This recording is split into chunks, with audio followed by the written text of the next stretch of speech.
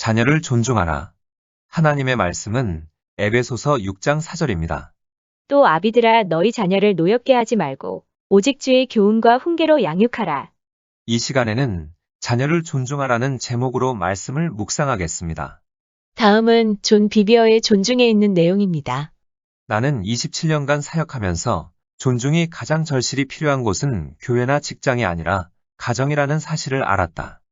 아버지와 어머니가 가정에서 존중의 모본을 보인다면 사회와 정부와 교회 영역들 모두 큰 유익을 누리게 된다. 가정에서의 존중이 자연스럽게 주변 사람들에게로 퍼져나갈 수 있기 때문이다. 첫째, 부모는 말을 통해 자녀들을 세워주어야 한다. 이것은 하나님이 부모에게 맡기신 하나의 책임이다. 존중이란 귀히 여기는 것이다. 우리가 자녀를 귀히 여긴다면 우리는 자녀를 대하고 말할 때에 자녀의 삶이 활짝 피어나도록 할 것이다. 이따금씩 부모가 자녀에게 비하하는 투로 말하는 것을 듣는다. 내 몸이 오싹할 정도다. 가녀린 딸에게 살벌하게 말하고 경기장에서 아들의 실력을 무섭게 비난하는 아버지도 있다. 어떤 어머니는 자식이 망신거리인 양 행동하며 공개적으로 자식에게 창피를 준다. 내 아내가 10대 때 쉽게 막을 수도 있었던 일이 벌어졌다. 아내는 두 팀에 속하여 거의 1년 내내 수영을 했다. 그 덕에 아내는 마음 내키는 대로 무엇이든 아무 때나 먹어도 살찔 염려가 없었다.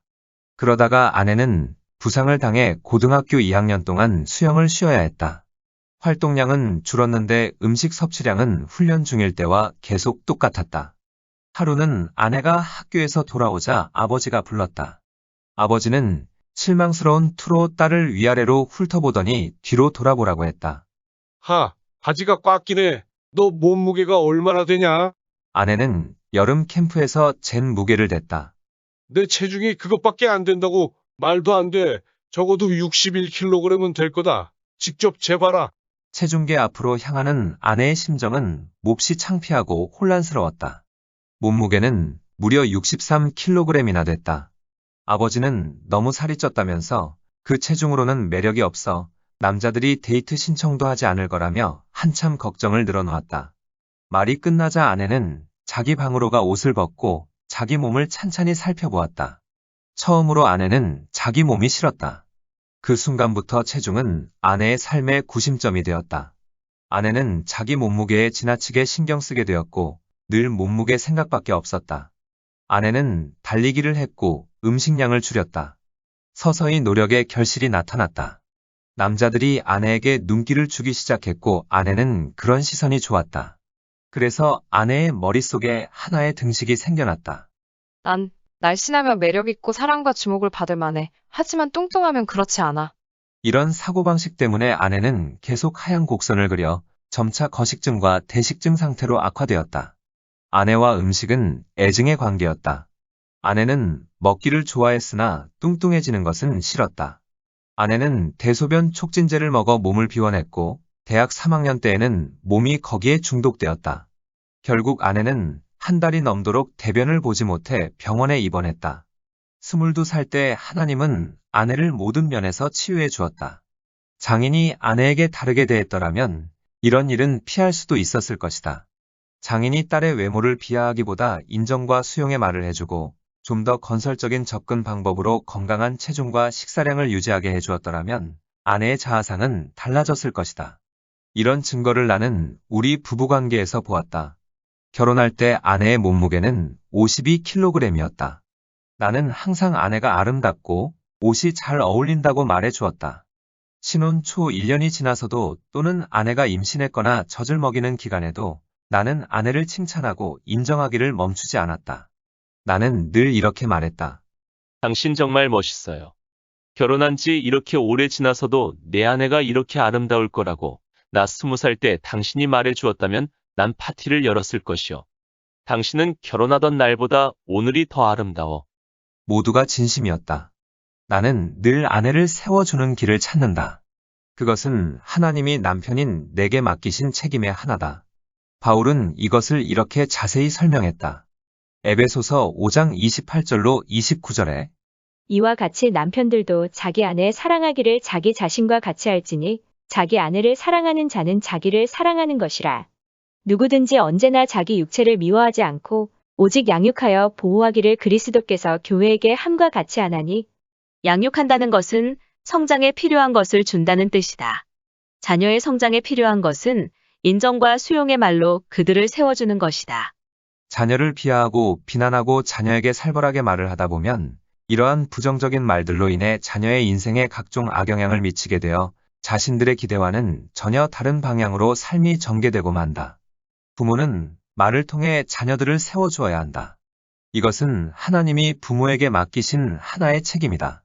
둘째, 부모는 눈에 보이는 자녀들의 부정적인 면에 초점을 맞추어 혼내는 데에 에너지를 소비하지 말고 보이지 않는 하나님의 약속에 초점을 맞추어 자녀들을 향해 축복을 선포해야 한다. 부모가 적시에 칭찬이나 수용의 말을 해주지 않는 것 또한 자녀를 경멸하는 것이다. 자녀들에게는 격려와 지도와 인정의 말을 자주자주 해주어야 한다. 부모가 자기들을 사랑하고 귀히 여긴다는 것을 자녀들은 눈으로 볼 뿐 아니라 귀로도 들어야 한다. 아들과 딸들은 칭찬받기를 원한다. 그러나 자녀의 결점이나 미숙한 부분에 집중하는 부모는 엉뚱한 메시지를 보내게 되고 자녀의 성장과 성숙에 필요한 정반대의 결과를 거두게 된다. 몇 마디 인정의 말로 타협점을 찾아 상처를 피할 수 있는데도 그러지 못해 중대한 피해를 입는 것이다. 이 모든 일의 아이러니는 부모들이 그런 결과가 맺어지게끔 부추긴다는 것이다. 부모들은 속상해서 친구들에게 자기 자식이 정말 까다롭다고 하소연한다. 그러나 부모가 비판하는 자녀의 그 부분들은 존중을 통해서 쉽게 고쳐질 수 있는 경우가 대부분이다. 아버지와 어머니의 말은 아들이나 딸의 삶에 대단히 중요하다. 패배나 실패나 약점을 들추어내면 자녀의 삶의 작은 문제에서부터 심각한 문제들에게까지 여러 후유증으로 나타날 수 있다. 그리하여 악순환이 시작된다. 결국 부모들은 하나님이 자녀를 통하여 주시려는 보상에서 점점 멀어진다. 시편 127편 3절에 보라 자식들은 여호와의 기업이여 태의 열매는 그의 보상이로다. 자녀를 통하여 약속된 보상이 이 말씀에 직접 언급되어 있다. 그런데 상황은 정반대가 되어 많은 부모들은 이 약속을 누리질 못한다. 왜 그럴까? 그것은 부모가 자녀의 부정적인 행동을 혼내는 데에 에너지를 집중하기 때문이다. 반면 부모가 자녀에 대한 하나님의 약속들을 입술로 선포하면 결국 자녀는 그 선포대로 자란다. 고린도후서 4장 18절에 우리가 주목하는 것은 보이는 것이 아니여 보이지 않는 것이니 보이는 것은 잠깐이여 보이지 않는 것은 영원함이라. 그러므로 부모는 눈에 보이는 자녀의 부정적인 면에 초점을 맞추어 혼내는 데에 에너지를 소비하지 말고 보이지 않는 하나님의 약속에 초점을 맞추어 자녀를 향해 축복을 선포해야 한다. 이것은 영혼을 관리하는 이들에게도 똑같이 적용된다. 어떤 인도자는 자신에게 맡겨진 성도들을 위로하고 세워주는가 하면 어떤 인도자는 성도의 부정적인 면에 초점을 맞추어 시도 때도 없이 쥐어짜고 후벼파는 사람이 있다. 어떤 인도자가 바른 리더이겠는가? 우리는 자녀가 되었든 아랫사람이 되었든 동역자가 되었든 약무리가 되었든 부정적인 면에 초점을 맞추어 혼내는 데에 에너지를 소비하지 말고 보이지 않는 하나님의 약속에 초점을 맞추어 축복을 선포해야 한다. 이사야 54장 13절을 보면 내 모든 자녀는 여호와의 교훈을 받을 것이니 내 자녀에게는 큰 평안이 있을 것이며 라고 했는데 여기에서 여호와의 교훈을 받을 것이라는 뜻은 하나님의 뜻에 순종할 제자라는 것이다. 그러므로 이 말씀에 자녀의 이름을 넣어 선포하면 홍길동은 하나님의 뜻에 순종하는 자여 너에게 큰 평안이 있을 것이다 라는 선포가 된다. 또 자녀들에게 말을 할 때에는 너의 삶은 하나님의 뜻에 순종하는 삶이여 너에게는 하나님의 큰 평안이 있을 것이다 라고 희망과 소망을 주는 말을 해주면 된다. 이렇게 선포하고 자녀들에게 말을 해주면 부모의 말대로 자녀들의 삶이 하나님께 순종하는 삶이여 평안의 삶이 될 것이다. 하나님은 부모에게 자녀들의 삶을 축복할 특권과 권위를 주셨다. 그러므로 부모가 자녀들을 축복하면 그 축복대로 자라게 된다. 우리의 고백 때문이 아니라 그 고백대로 이루어질 것을 우리가 믿기 때문이다. 그러나 아이들이 부모의 선포와 반대로 보이는 때도 있다. 그럴 때면 책망하고 훈육하되 아이들을 향한 선포는 그대로 고수해야 한다. 셋째, 경건하고 일관되게 훈육해야 한다. 성경을 보면 필요한 훈육을 하지 않아서 생긴 비극들이 기록되어 있다. 다윗 왕은 여러 부인에게서 많은 아들을 두었다. 그 가운데 맏아들 암논과 셋째 아들 압살롬의 이야기다. 암논은 자신의 이복 여동생이자 압살롬의 친동생인 다말에게 아주 못된 짓을 했다. 그는 꾀병을 앓으면서 아버지한테 청하여 다말을 보내 자기에게 음식을 차려주게 했다. 다말이 들어오자 그는 종들을 내보내고 다말을 강간했다. 그래 놓고는 다말을 꼴도 보기 싫어하며 방에서 내쫓았다. 그는 처녀 공주를 욕보이고 그 삶을 치욕스레 유린했다. 다말의 오빠 압살롬은 암논의 악행에 분개했다. 그는 자기 누이를 욕보인 이복형이 미웠다. 그는 말없이 기다렸다. 왜냐하면 틀림없이 다윗 왕이 암논을 훈육하고 처벌할 것이라 생각했기 때문이다. 하지만 시간이 흘러도 왕은 가만히 있었다. 다윗은 노여워하면서도 아무런 조치도 취하지 않았다. 압살롬은 암담했다. 그는 여동생 다말을 자기 집으로 데려다 먹여 살렸다. 한때 다말은 왕의 처녀 딸들만 입는 공주 옷을 입었건만 이제는 수치가 그녀의 옷이었다. 한때 측근들에게 금지옥역과도 같던 어여쁜 아가씨가 은둔의 삶을 살고 있었다. 더 이상 처녀가 아닌 그녀와 누가 결혼하려 할 것인가. 너무 억울했다. 다말의 삶은 끝장났건만 이 만행을 저지른 남자는 아무 일도 없었다는 듯이 살아가고 있었다. 그 모든 짐은 다말의 몫이었다. 날이면 날마다 압살롬은 슬퍼하는 동생을 보았다.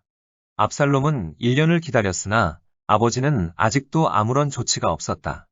암논에 대한 증오와 아울러 아버지에 대한 원한이 압살롬의 마음속에 뿌리를 내렸다. 2년이 지나자 암논을 증오하는 마음은 급기야 살인할 생각으로 바뀌었다. 압살롬은 동생의 원수를 갚을 방법을 치밀하게 계획했다. 온당한 권위를 가진 자들이 일부러 가만히 있는데 어찌 그렇지 않겠는가. 압살롬은 다윗의 모든 아들을 위하여 잔치를 열고 암논이 방심한 틈을 타 그를 죽이고 그술로 달아났다. 이로써 암논에 대한 복수심은 채워졌다. 그러나 아무런 조치도 취하지 않은 아버지에 대하여 그가 품고 있던 어두운 상처는 유랑 생활 중에 더욱 깊어졌다. 불에 기름을 붓는 격으로 그는 이런 의문에 애가 탔다. 왜 아버지는 나를 부르지 않는 건가? 이 상처는 결국 증오로 바뀌었다. 그는 원한으로 생각이 더 독해지면서 압살롬은 아버지의 약점들을 훤히 꿰게 되었다. 압살롬의 생각을 상상해보라. 사람들은 내 아버지를 꽤나 떠받들지만 그의 진짜 본성을 모른다.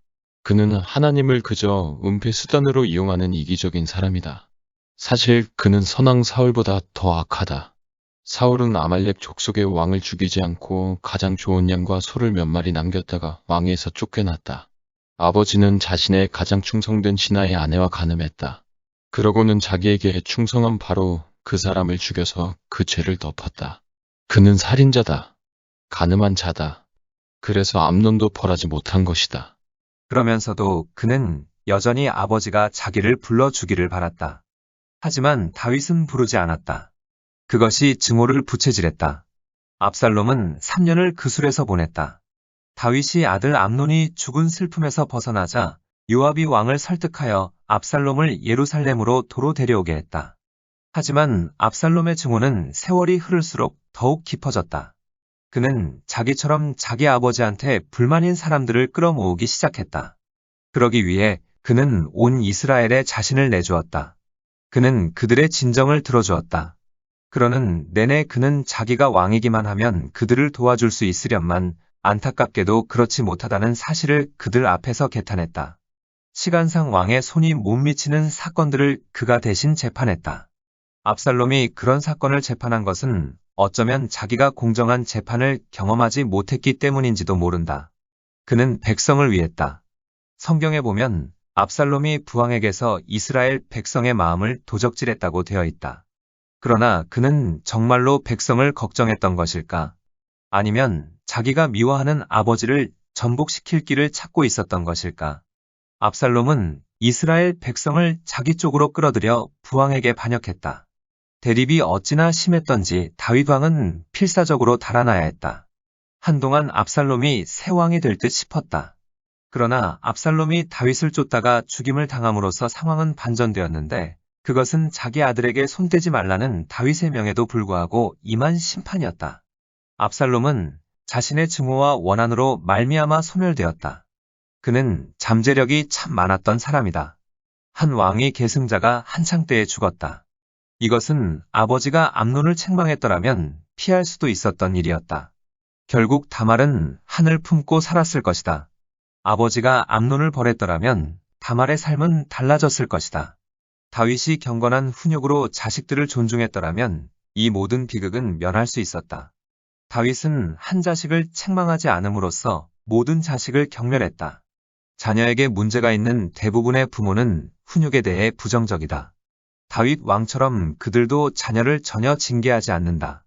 이러한 부모는 자녀에게 사랑을 주면 자녀가 불순한 행위에서 헤어날 줄로 믿는다. 그러나 이러한 방식은 통하지 않고 자녀들은 더 나빠지고 반항적이고 무례하게 된다. 이런 태도는 학교, 일하는 곳 등 권위 인물과 관련된 모든 영역으로 퍼져나간다. 흥미로운 것은 훈육 대신 사랑을 받은 청소년들은 자기 부모를 멸시한다는 것이다. 이것은 모순이여 비극이다. 모순이라고 하는 것은 부모가 자녀에게 사랑을 얻는 데에 실패하고 멸시를 받기 때문이고, 비극이라고 하는 것은 이러한 자녀들의 문제로 가정마다 혹독한 대가를 치르기 때문이다. 책망을 두려워하는 부모는 자녀에게 사랑을 주면 자녀가 악한 행동에서 헤어날 줄 알고 거기에만 매달린다.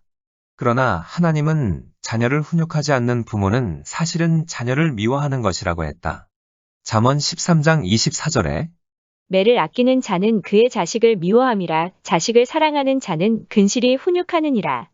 훈육을 받지 않는 청소년들은 자라면서 삶이 엉망이 되고 많은 문제와 고생을 자초하게 된다. 이렇게 되는 이유는 채찍과 꾸지람이 지혜를 주거늘 임의로 행하게 버려둔 자식은 어미를 욕되게 하기 때문이다. 그 부모들은 왜 하나님 말씀의 권고를 듣지 않았을까? 그들은 자기가 더 지혜롭다고 생각한 것이다. 이는 곧 하나님과 자기 자녀들을 다 경멸한 것과 같다. 부모가 자녀를 책망하지 않으면 그 자녀는 결국 부모를 멸시한다. 반면에 부모가 지나치게 엄해서 자녀를 경멸하면 그 자녀는 부모에게 분노를 느끼게 된다. 이러한 자녀는 영혼의 상처를 입고 오랜 세월 두려움과 싸워야 한다. 그래서 공포스러운 분위기나 억압된 가정환경에서 자란 자녀들은 심령의 자유함 대신 두려운 눈으로 세상을 바라보고 또 두려움 속에서 세상을 살아가게 된다. 아이들이 나쁜 짓을 할 때는 훈육이 신속 간결해야 최고의 성과를 낸다. 한번 훈육한 일은 그것으로 끝내고 더 이상 들추어내지 않으면 아이들도 용서를 받아들이고 아무 일도 없었던 것처럼 된다. 하나님도 우리를 용서하시고 나면 더 이상 우리 죄를 기억하지 않으신다. 훈육이란 자녀들이 자신의 실수에서 스스로 배우될 죄책감을 품지 않게 하는 것이다. 아내는 양육, 사랑, 애정으로 아이들을 존중하고 남편은 경건하고 일관되게 훈육함으로써 자녀 교육에 상호 보완해야 한다. 남편과 아내가 서로의 장점을 살리면 남편은 아내의 모본을 통해 말과 몸으로 더 애정을 표현할 줄 알게 되고 아내는 남편을 통해 훈육의 가치를 익히게 된다. 넷째, 부모는 자녀를 맡은 청지기이다. 작은 자 가운데 하나를 존중하면 결단코 보상을 잃지 않으리라고 예수님께서 말씀하신 대로 부모가 자녀를 존중하면 하나님께서는 자녀들을 통하여 부모에게 보상을 해주신다. 그러므로 부모는 자녀들을 위해 기도할 때에 홍길동은 하나님의 자녀입니다. 저는 이들을 맡은 청지기일 뿐입니다. 이들이 자기 인생을 향한 하나님의 뜻을 온전히 이루게 하옵소서라고 기도하면 된다. 부모가 자녀를 존중하면 보상을 받게 되는데 이 보상은 긴 세월 동안 다양한 차원에서 이루어질 수 있다. 부모가 자녀를 귀히 여기면 자녀들은 활짝 피어난다. 이 피어남 속에는 하나님께서 그들을 존중한 자들에게 주실 일정한 보상들이 있다. 이러한 보상들 덕에 부모는 더 생산적으로 다른 사람들의 삶에 좋은 영향력을 끼칠 수 있게 된다. 하나님께 순종하여 자녀를 잘 훈육하고 잘 사랑하고 존중하는 부모에게는 경건한 수익이 약속되어 있다. 노년의 슬픔보다는 기쁨이 있을 것이고 하나님께서 약속하신 힘과 자원이 넘쳐날 것이다. 말씀을 정리하겠습니다. 첫째, 부모는 말을 통해 자녀들을 세워주어야 합니다. 이것은 하나님이 부모에게 맡기신 하나의 책임입니다. 부모는 자녀들을 비하하기보다는 인정과 수용의 말을 해주어야 합니다. 둘째, 부모는 눈에 보이는 자녀들의 부정적인 면에 초점을 맞추어 혼내는 데에 에너지를 소비하지 말고 보이지 않는 하나님의 약속에 초점을 맞추어 자녀들을 향해 축복을 선포해야 합니다. 셋째, 경건하고 일관되게 훈육해야 합니다. 부모는 하나님 말씀의 권고대로 자녀를 양육해야지 자기가 더 지혜롭다고 생각하고 자신의 생각대로 자녀를 양육해서는 안 됩니다. 훈육이란 자녀들이 자신의 실수에서 스스로 배우되 죄책감을 품지 않게 하는 것입니다. 그러므로 자녀가 나쁜 짓을 할 때는 훈육을 하되 신속하고 간결하게 해서 죄책감을 품지 않도록 해야 합니다. 넷째, 부모는 자녀를 맡은 청지기입니다. 부모가 자녀를 존중하면 하나님께서는 자녀들을 통하여 부모에게 보상을 해주십니다. 자녀를 존중하는 부모의 노년은 기쁨이 있고 하나님께서 약속하신 힘과 자원이 넘쳐날 것입니다. 기도하시겠습니다. 부모의 생각이 아닌 하나님의 말씀대로 자녀를 양육함으로 모든 자녀들의 삶이 하나님께 순종하는 삶이요 평안의 삶이 되게 하옵소서. 우리 자녀들 모두가 자기 인생을 향한 하나님의 뜻을 온전히 이루게 하옵소서. 예수님의 이름으로 기도드립니다. 아멘. 하나님께서는 내 형편이 어떠하든 내 신분이 무엇이든 무슨 죄를 지었든 변함없이 나를 사랑하십니다.